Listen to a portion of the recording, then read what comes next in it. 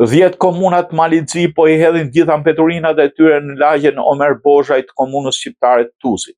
Situata është përkeqësuar vitet e fundit kundërmarrja publike, deponia ka marrë mbeturinat e gjithë qyteteve të mëdha të Malit të Zi për përpunim. Në mënyrë të jashtëligjshme, ndërmarrja ka nisur hapjen e gropave 5 dhe 6 brenda territorit të saj, ndërkohë jashtë saj 10 hektar tokë në drejtim të panesave të shqiptarëve kanë krijuar vend grumbullimi ilegale të mbeturinave me mbetje të gjitha llojeve. Banorët thonë se po bëhet e pamundur për të jetuar në tokat e tyre.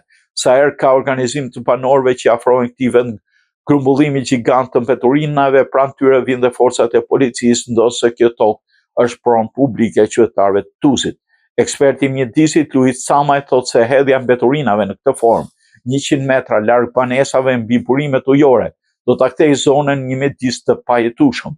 Në mbështetje të banorëve dhe në protesta kanë dalë dhe zëvendës kryeministri Nik Gjeloshaj dhe kryetari i komunës Lindon Gjelaj, teksa ky fundit vazhdon betejën ligjore dhe institucionale në të cilën ka paremëruar paditën në gjykatat ndërkombëtare.